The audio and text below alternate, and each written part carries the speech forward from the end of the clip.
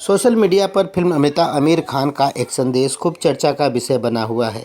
सच्चे को चुनो, अच्छे को चुनो। इसी से प्रेरणा लेकर बोरीवली की समाज सेविका पूनम शर्मा ने वार्ड क्रमांक 14 से मनपा का चुनाव लड़ने का मन बनाया है। इस संबंध में मेट्रो इंडिया न्यूज़ ने पूनम शर्मा से खास बातचीत की। पेश है उसी का कुछ अंश।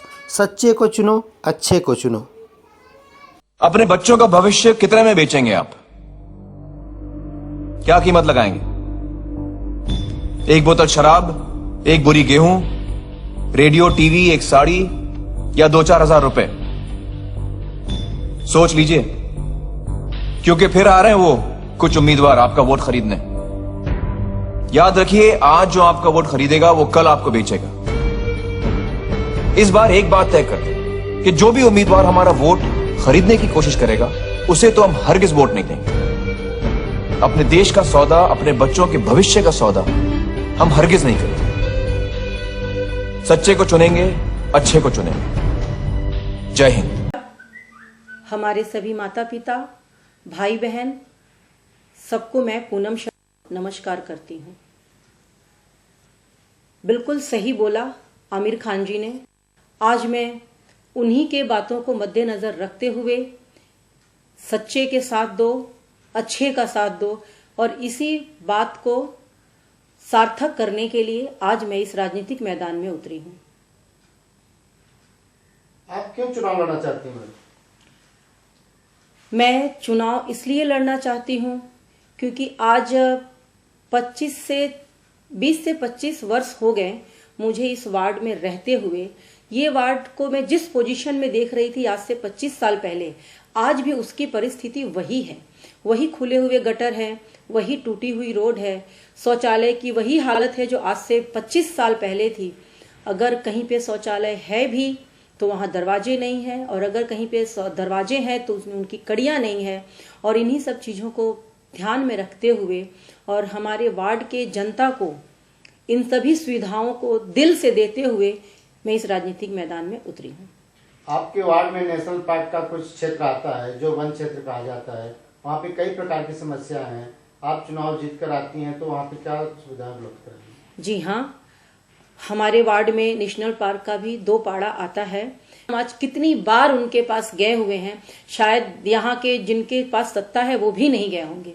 मैं कई बार उनके पास गई, उनके साथ बैठी, उनकी बुजुर्ग महिलाओं का हालत देखी हूँ, जो मुझे लगता है कि वहाँ के जानवरों से भी बदतर जिंदगी वो जी रहे हैं।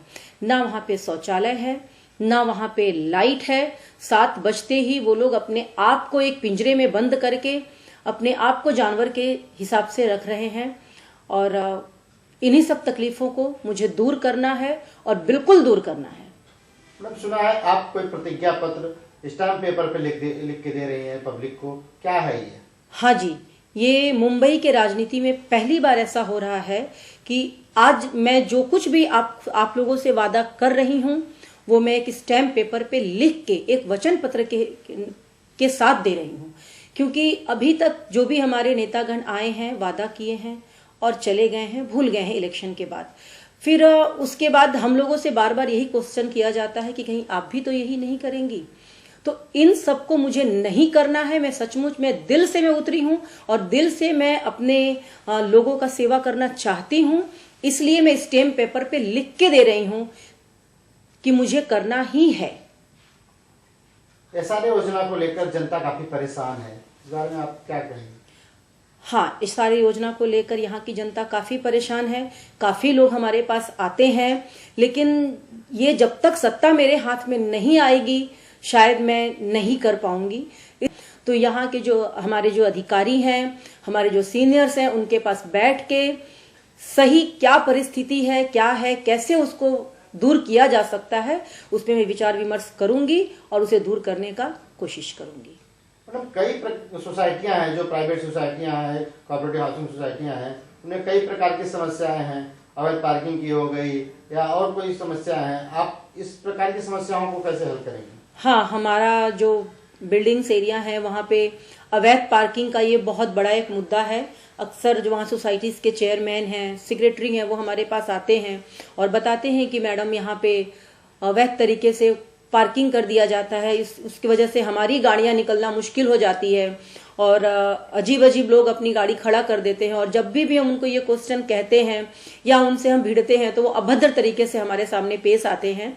तो जब भी हमारे हाथ में ये सत्ता आएगी, मैं जरूर उस अवैध तरीके से जो पार्किंग होता है उसको मैं पूरा खत्म करने का कोशिश करूंगी। और साथ में जो बिल्डिंग्स में जो लादीकरण है, ये सब जो भी मूलभूत जो कार्य है उसे मैं करूंगी।